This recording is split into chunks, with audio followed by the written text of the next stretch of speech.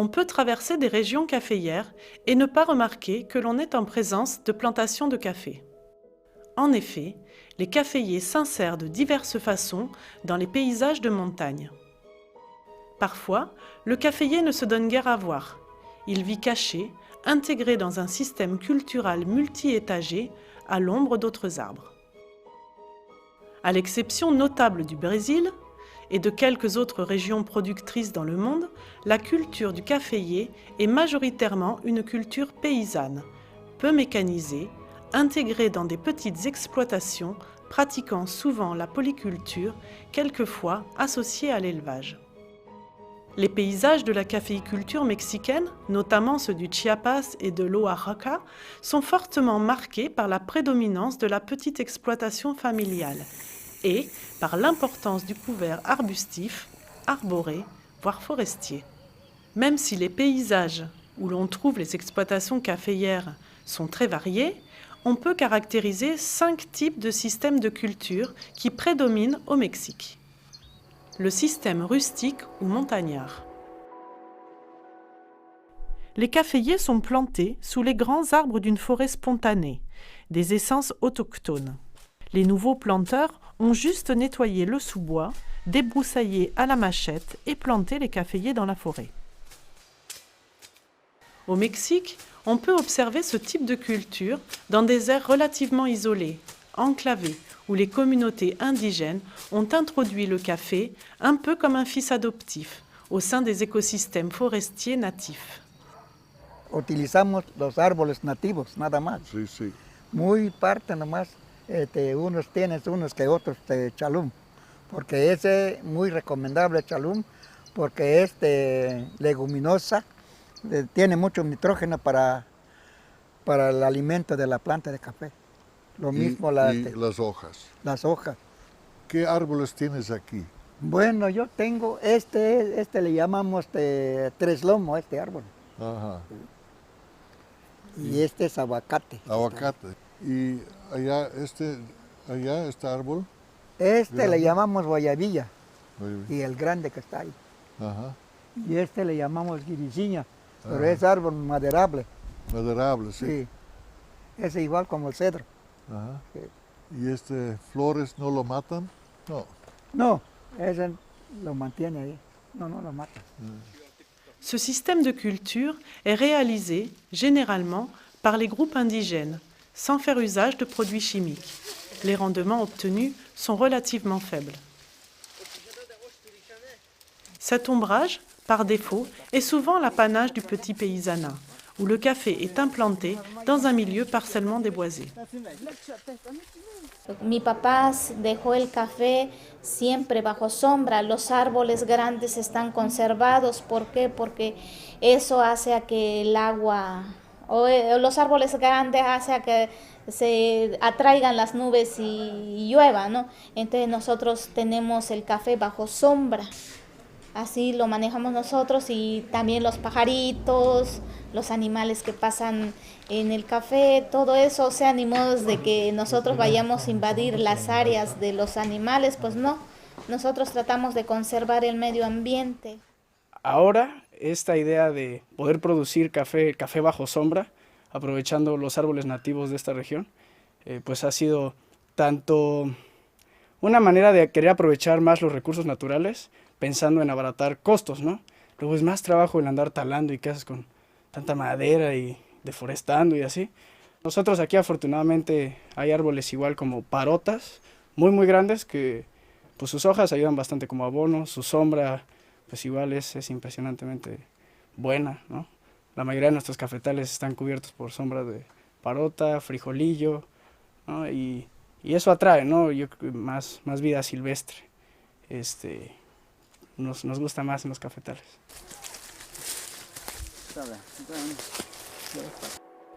Le système de polyculture traditionnelle ou jardin de café. Ici, le café est en association avec un mélange de bananiers, d'essences fruitières très diverses. Dans ce système, on plante le café sous les grands arbres d'une forêt spontanée, Mais à la différence du système précédent, le café est accompagné par de nombreuses espèces de plantes utiles pour l'autonomie alimentaire de la famille paysanne.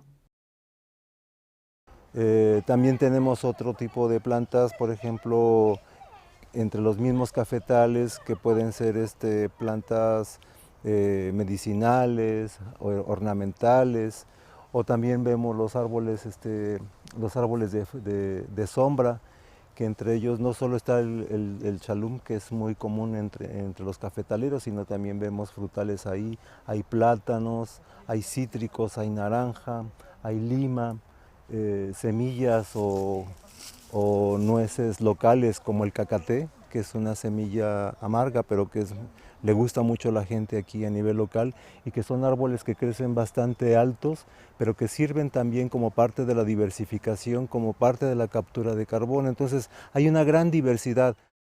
La conduite des arbres d'ombrage est assez complexe, puisqu'il s'agit de déterminer quels arbres on va favoriser pour la qualité de leur ombrage et quels autres on va éliminer, aussi bien parmi les espèces introduites que parmi les espèces natives. Le résultat visuel de ce type de conduite, c'est que nous sommes en présence d'un exubérant jardin de café, avec une très grande diversité d'essences forestières ou fruitières, d'arbustes, de végétaux cultivés ou sauvages. C'est dans ce système agricole qu'est atteinte l'expression maximale de la culture millénaire des paysans des communautés indigènes. Malgré l'introduction relativement récente du café dans leur agriculture, ils parviennent à un système agroforestier complexe qu'on pourrait qualifier de forêt humanisée. Como se dan cuenta, estamos practicando, no estamos dejando que nos vaya la buena cultura del manejo de la tierra. Estamos cultivando de entre algunos productos comestibles que se pueden consumir. Es para autoconsumo familiar. Por ejemplo, la malanga, la piña, que no vemos en esta parcela, pero en las otras parcelas pueden existir. Podemos encontrar desde, por ejemplo, ahorita no se ha detectado lo que es la mata del mango. Aquí contamos con un mango, contamos unas matas de durazno. Pues eso es lo que estamos combinando. No queremos perder la cultura de conservar la producción de algunas variedades comestibles que se pueden consumir. Siempre van a encontrar lo que dice Manuel, plantas ornamentales, plantas medicinales o plantas que son frutales o comestibles. Si ven, por ejemplo, se aprovechan los terrenos para poder hacer esta es una planta comestible, es el tsui que le llaman, es una verdura. Se puede comer crudo, hervido. Podemos contar todo tipo de variedad. Contamos con plátanos, con caña, con yuca, contamos con todo lo que es para el autoconsumo.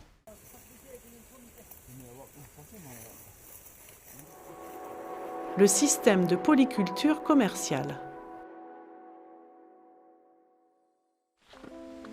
Dans ce troisième système, le nouveau planteur a opté pour la suppression, l'élimination totale des bois existants ou de la forêt primaire.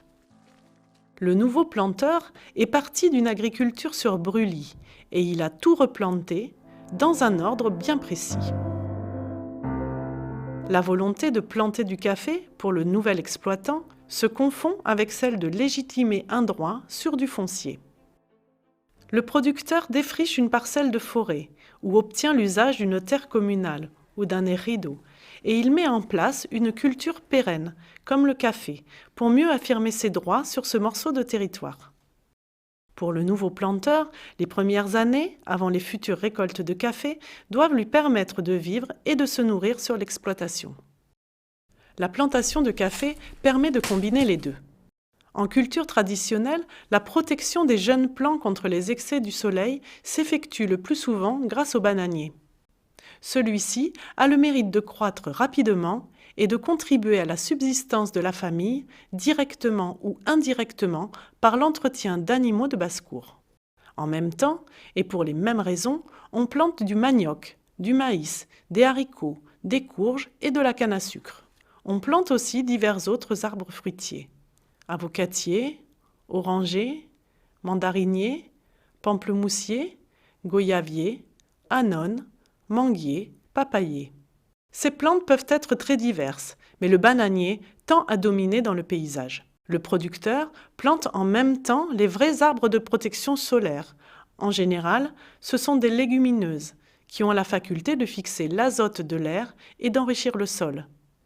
Ils ont la capacité de croître assez vite et d'apporter l'ombre exactement nécessaire au caféier, ni trop peu, et de pouvoir être taillés de façon optimale. Entre nuestras parcelas tenemos árboles maderables. Aquí tenemos un guanacasle que fue plantado también. Seguimos con lo que es el plátano. Tenemos plantas de plátano a 5 o 6 metros de distancia para que no nos cierre mucho en la población de las plantas de café. Podemos ver también otro árbol maderable. Tenemos un aguacatillo que lo tenemos a una distancia aquí del guanacatle, será de unos 6-7 metros. El árbol de allá es un guanacaste o parota. Por lo general lo ocupan mucho para preparar muebles, pero pues nosotros aquí el valor que le damos es para la sombra en los cafetales y por sus hojas que nos sirven como abono, ¿no? Al ser hojas muy pequeñas se degradan muy bien, muy rápido aquí en el suelo. En Amérique latine, 2 espèces prédominent parmi d'autres, dont les noms populaires changent selon les pays. Bucare, guamo, parota, frijolillo, également appelé chalum au Guatemala et au Mexique, pays où l'on utilise aussi beaucoup le gravilea. El tema de lo de cuidar la sombra, ¿no? También el elegir los árboles que vas dejando. A veces uno cuando quita la sombra, lo que estás cuidando es también quitar árboles podridos o todo que en un futuro puedan lastimar tu plantación ya instalada. Pero también es muy recomendado dejar algunos árboles secos que le dan vida precisamente a pájaros carpinteros o otro tipo de aves, ¿no? Que también viven o hacen nidos en los troncos. Este árbol que tenemos acá es un Huil Chalú. Es un árbol que nos da unas vainas así largas, lo cual nos aporta mucho nitrógeno al suelo. Lo tenemos como un número 1 aquí en la región para lo que es el abonado de nuestras parcelas. Sus hojas son muy grandes, el recubrimiento hacia la parte de la superficie de la tierra.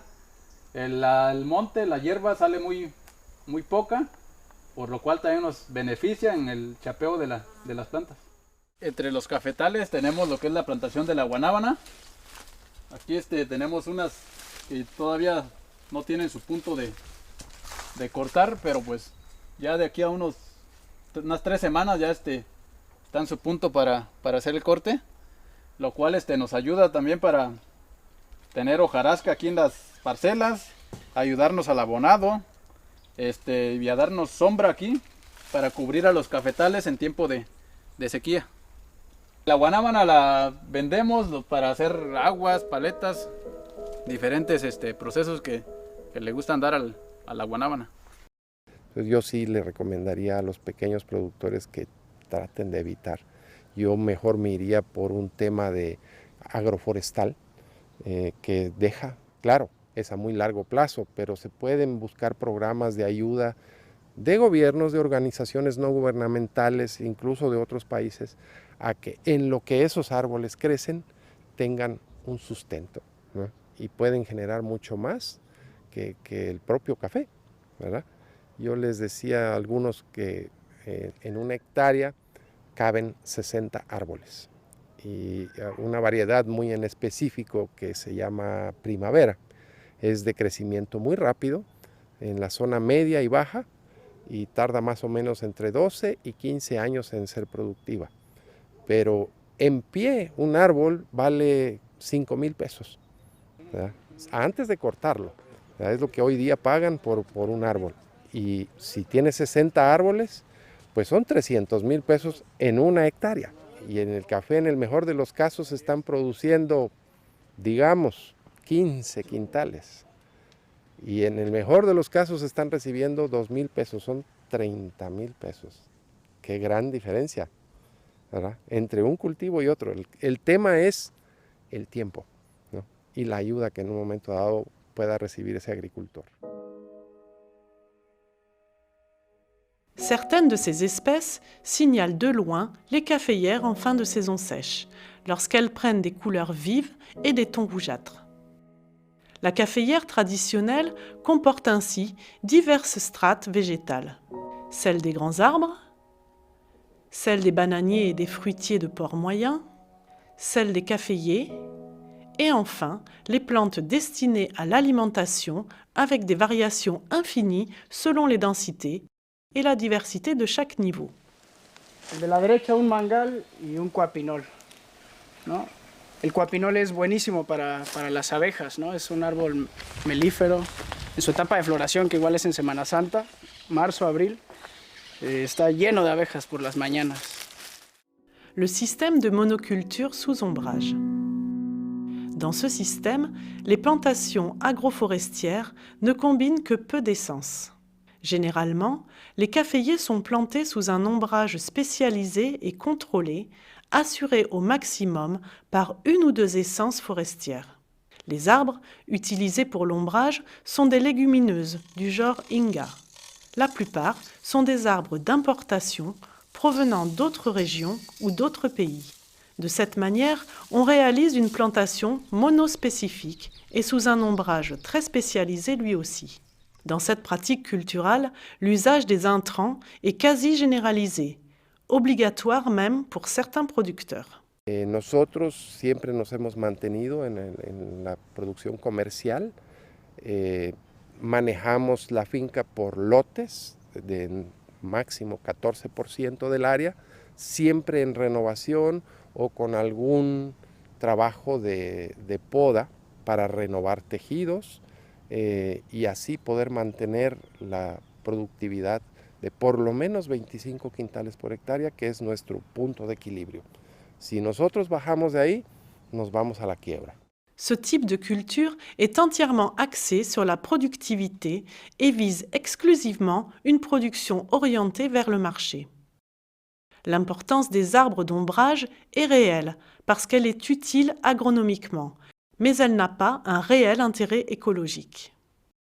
Malgré l'apport bénéfique de cette ombre légère, les caféiers cultivés dans ce type de système, monoculture intensive et ombrage monospécifique, ne vivent guère vieux, tout au plus une quinzaine d'années, parfois bien moins. D'autre part, les contraintes liées aux travaux de taille, de recépage ou de renouvellement des caféiers sont quasi permanents sur ce type d'exploitation modernisée. La monoculture intensive de plein soleil. Sans aucune couverture ou protection arborée, exposés directement aux rayons du soleil, les caféiers sont choisis parmi les variétés à haut rendement, des variétés mises au point en Amérique latine, au Brésil, au Costa Rica notamment, depuis les années 1970, 80, 90, depuis la Révolution verte.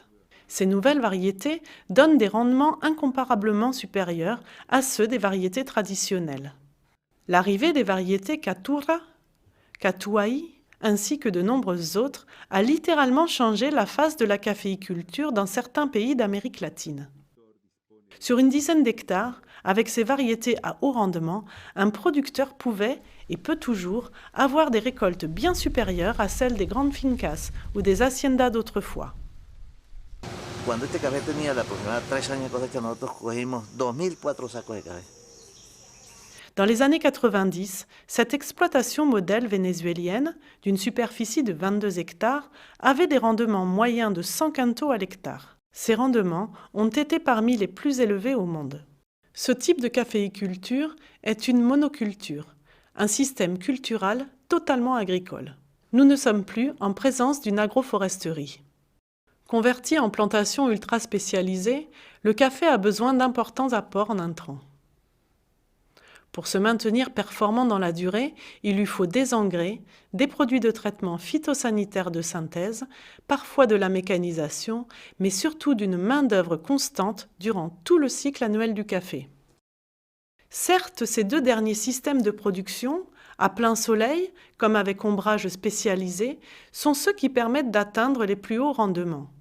Ils ont été conseillés, introduits, favorisés, promotionnés dans les années 1970 et 80 par Inmecafé au Mexique et par d'autres organismes d'État ailleurs, au Costa Rica, en Colombie ou au Brésil.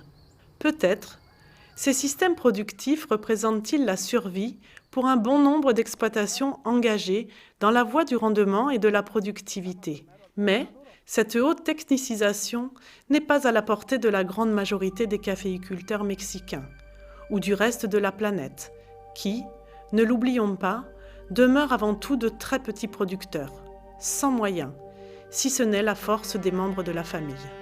Entre tous ces systèmes productifs, qu'ils soient ultra sophistiqués ou plus rudimentaires, toutes les combinaisons sont possibles, dépendant surtout, pour les caféiculteurs, de nombreux facteurs qui sont topographiques, climatologiques, géologiques, économiques et sociaux. Les systèmes agroforestiers présentent plusieurs avantages économiques pour le caféiculteur. Les besoins en intrants et en main-d'œuvre sont réduits. Les arbres d'ombrage atténuent le phénomène d'alternance des récoltes, d'où un meilleur équilibre des revenus des caféiculteurs. La production de bois d'œuvre et de bois de chauffage avantage aussi leurs revenus. La répartition de ces revenus sur plusieurs productions rend ces systèmes économiquement moins hasardeux que la monoculture caféière. En outre, les systèmes agroforestiers présentent des avantages écologiques très importants pour l'équilibre de la plantation caféière elle-même, mais aussi et surtout pour la planète. Ils contribuent notamment à la préservation des sols et des milieux. Grâce au système racinaire des grands arbres, l'érosion des sols fragiles de montagne, en milieu tropical, est réduite. La fertilité et la fécondité de ces sols sont conservées. La biodiversité biologique de la faune et de la flore est sauvegardée. Les risques de déforestation et de destruction de ces réserves forestières naturelles sont donc limités. Les systèmes agroforestiers participent à la séquestration du carbone, donc à la protection de la couche d'ozone. Enfin, les systèmes agroforestiers sont aussi des atouts pour la qualité du café, car les arbres d'ombrage créent un microclimat favorable pour la production d'un café de qualité. La diminution de la charge fructifère des caféiers et l'allongement de la période de maturation des cerises sont propices à une meilleure qualité du café.